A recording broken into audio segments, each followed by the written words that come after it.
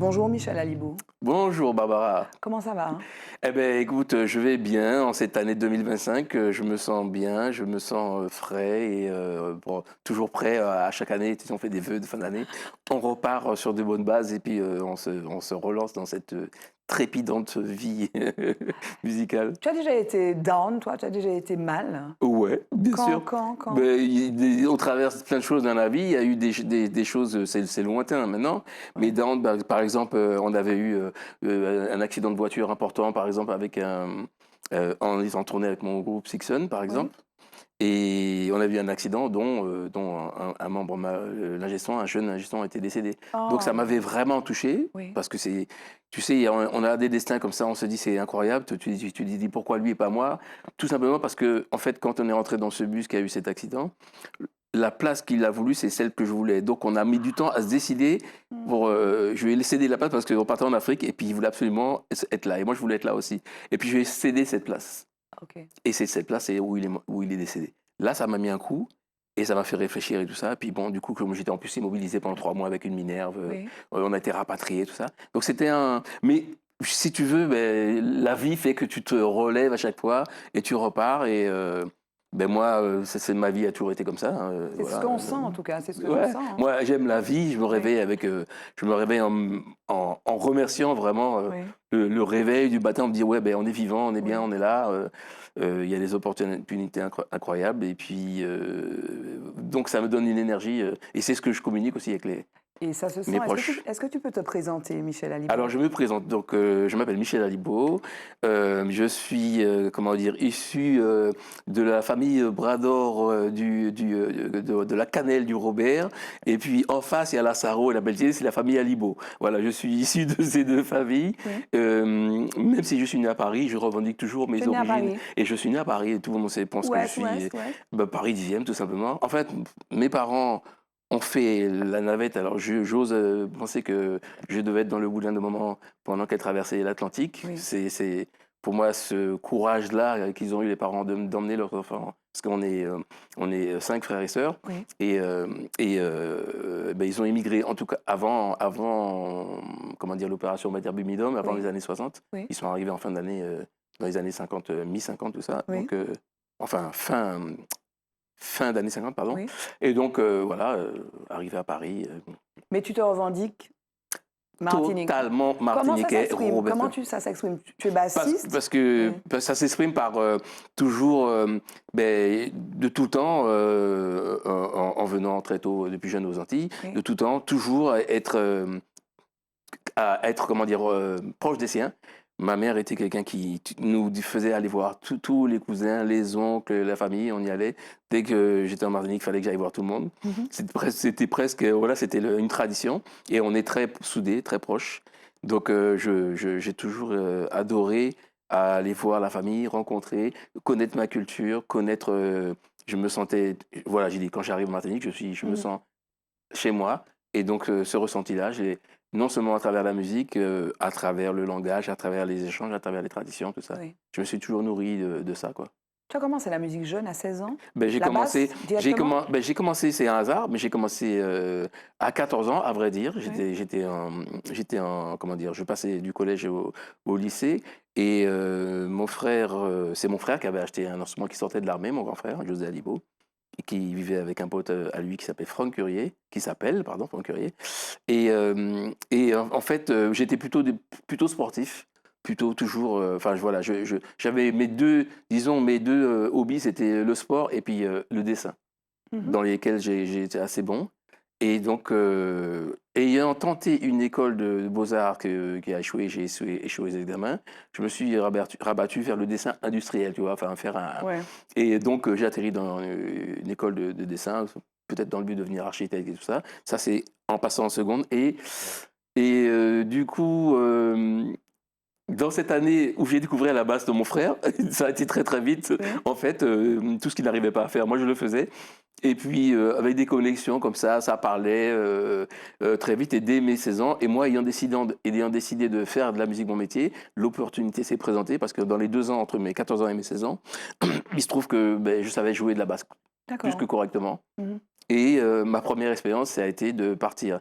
Donc juste à mes 16 ans, aux grandes vacances de 76, je suis parti en Afrique avec un artiste.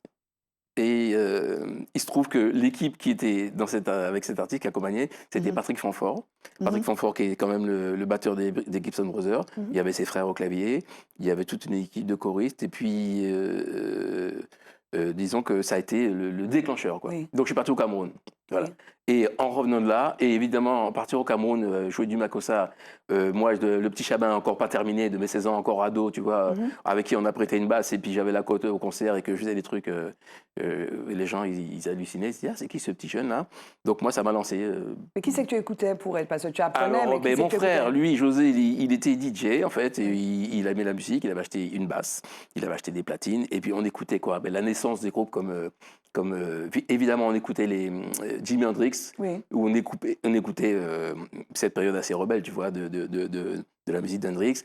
On est en pleine période aussi un peu, tu sais, pré-Malcolm X, Martin Luther King, tout ça. Il y avait du Jazz Brown qui était la musique de référence, la naissance de Jazz Brown, le Black Power, tu vois, attitude qui émergeait vraiment. La naissance des caméos, des Earth, Wind & Fire, et tous ces groupes-là, d'où mon frère achetait les albums, et on découvrait ces musiques-là. J'écoutais beaucoup de Donny Hathaway, enfin beaucoup de sources américaines, évidemment, le blues, etc. Et les années, tu sais, en remontant un peu la pendule, toutes ces rébellions, je sais pas, tout ce que moi j'ai été marqué par exemple, comment ça s'appelle, Woodstock, tous ces trucs-là, tu vois, c'est ce qu'ils écoutaient eux, mais moi à mes 16 ans, quand eux avaient 22, 23 ans, les gens que je fréquentais avaient tous cet âge-là en fait. Oui, donc moi j'étais toujours scotché à eux et j'étais nourri par ça en fait. Et alors, donc tu es bassiste, tu as chanté. Enfin, moi, en préparant une interview, je suis retombée sur Fou jaloux. Ah, ça, Fou jaloux, c'est récent, mais j'ai chanté avant. J'ai chanté mon premier album, qui s'appelle tout simplement Alibo, où il y a des morceaux comme Allô, Allô, Mademoiselle, tout ça. C'est mon premier album que j'ai fait. Mais Fou jaloux, ça date de quand? Fou jaloux date de 92. Ouais, mais c'est pas si récent non plus. Oui, mais je te parle de bien avant, t'imagines. Oui, mais j'ai fait mon premier album en 86. Donc tu voulais être chanteur ou quoi? Ah ben, tu sais, tu es bassiste, j'aimais chanter. Moi, j'ai mes souvenirs de mes débuts de musique. C'est les stars, les chanteurs, non? C'est ça, ouais, tu vois, mais j'ai tenté des choses parce que j'aimais chanter, j'aimais faire des chœurs, en fait. Oui. Et puis, j'avais envie de faire cette expérience-là. Je me suis rendu compte que non, c'était pas pour moi, mais j'ai fait l'aventure quand même parce que ce que tu as dans la tête, forcément, j'ai rencontré des gens à cette époque-là, mais qui pouvaient pas tout chanter. Par exemple, Serge Ponsard, c'est quelqu'un que j'ai rencontré et dans mon premier album que j'ai pu inviter.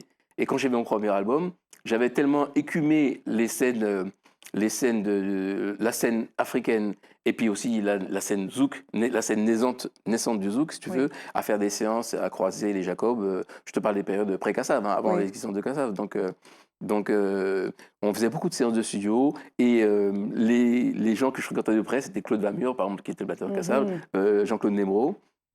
Et j'ai fréquenté dans tous ces univers, l'univers du gospel par exemple, j'ai beaucoup accompagné des gens du gospel, j'ai aussi connu beaucoup l'univers des clubs parisiens, la Créole, Cabadarib, c'est des clubs, des clubs antillais parisiens, où justement les rencontres des musiques se faisaient, il y avait toute une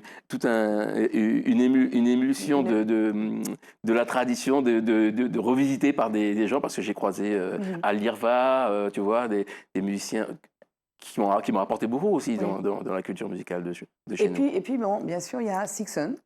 Sixon, alors voilà, Sixon arrive assez tôt. À 84 à vrai dire. Donc voilà, on joue de la musique, on croise plein de gens en studio.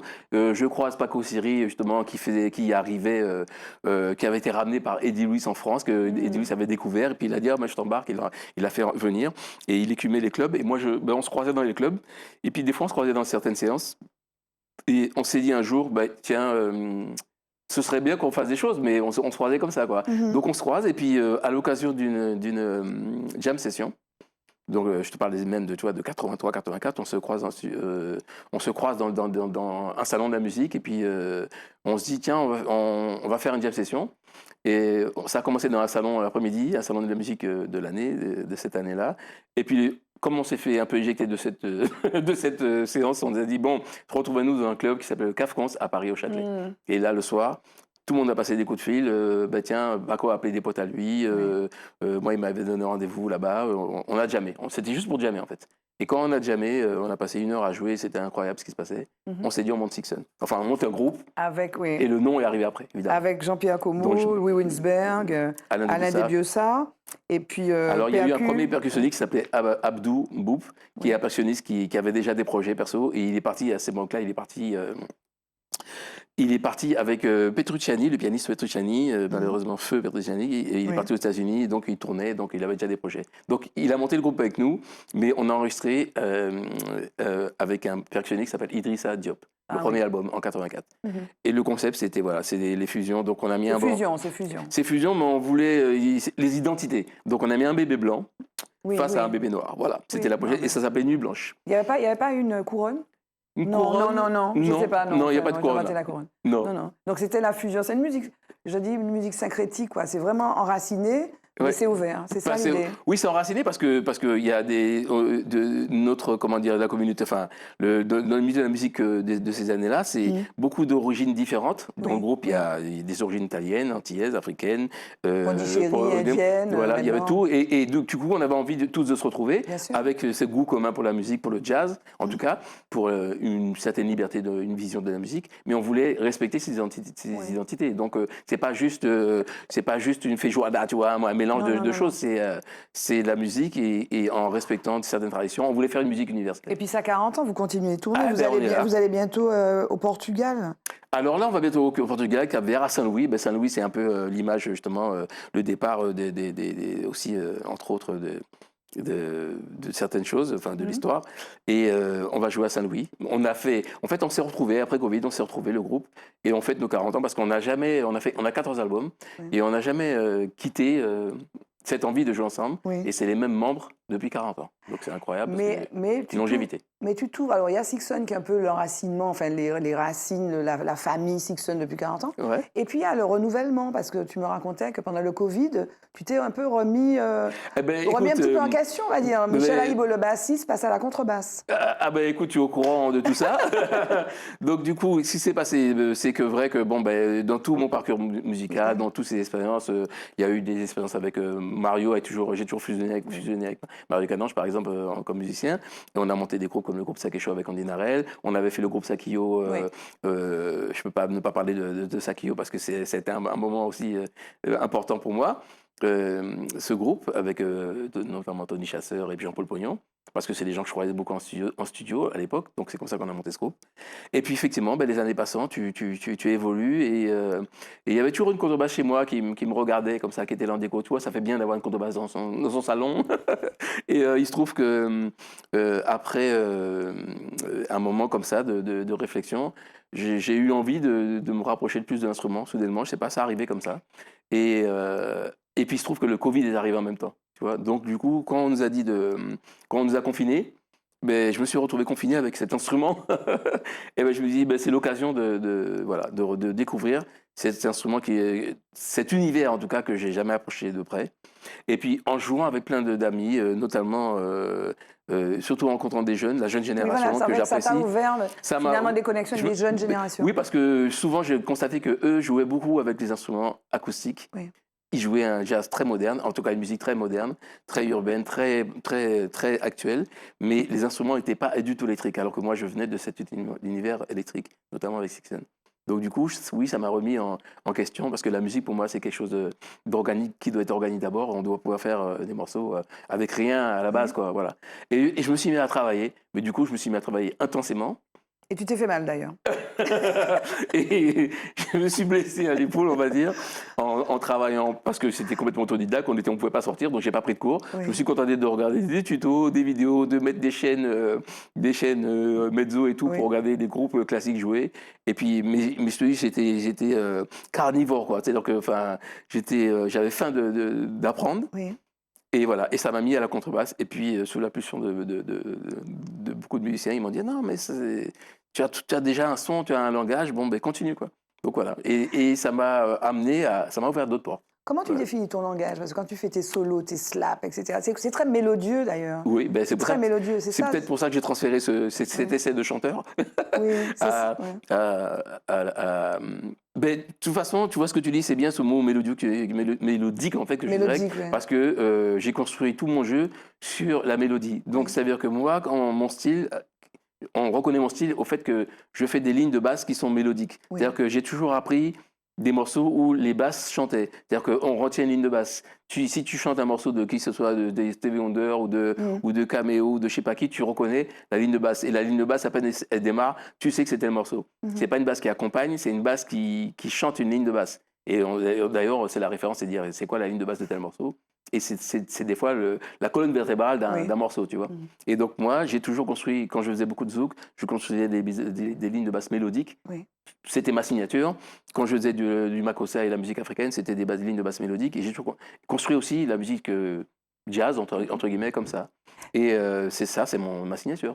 Tu es en Martinique là au moment où on fait l'interview parce que tu participes à Jazz en Battle Oui. avec ton ami, j'imagine, Thierry Ben Vaton, oui, il y a des amis de longue date Arnaud je suis très Dolmen. content de pouvoir le faire parce que Joachim Desormeaux, qui est l'instigateur de ce projet, Oui, Jazz Amato, il m'avait contacté à plusieurs reprises et chaque fois l'agenda ne ne permettait permettait pas pas. ces rencontres. Donc je suis très content que ce coup-ci que ça puisse fonctionner. Mhm. Et il y a pratiquement que des amis effectivement qui sont.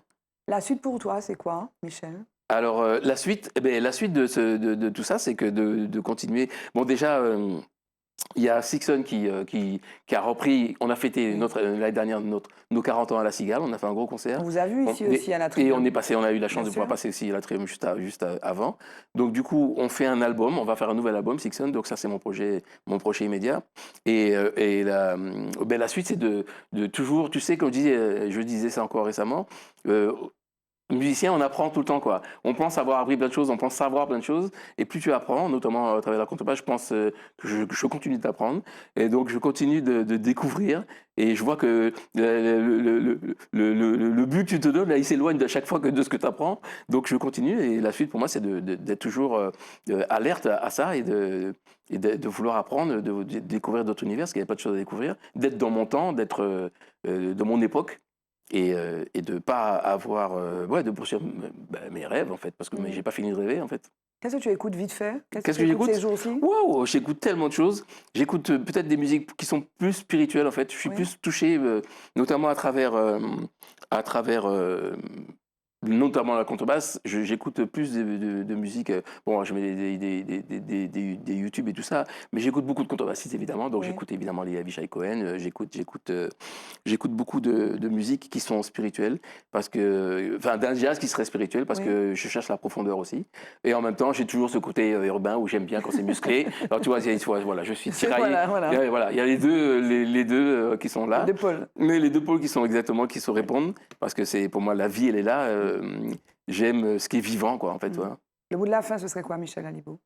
Ben, le mot de la fin, voilà, c'est toujours ne toujours être curieux et d'avoir faim. Donc j'espère garder cette curiosité à l'infini, d'avoir toujours faim de musique, d'avoir toujours faim d'échange. Moi, c'est l'échange qui est important, et notamment pour cette occasion à laquelle je suis venu, avec Joachim Desormeaux, les rencontres. Et dépasser les frontières. Et puis surtout, ce que j'aime, c'est que et ce que j'ai découvert à travers notre identité à nous, antillais, en tout cas antillais francophones, c'est que j'ai découvert vraiment qu'on a une vraie identité qui se construit grâce notamment, enfin, au travail des anciens, de nous des présents et puis de la jeunesse.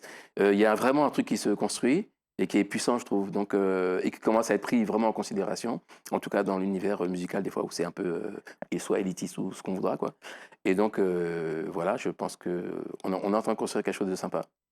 Merci, Michel Alibo. Merci à toi, Barbara.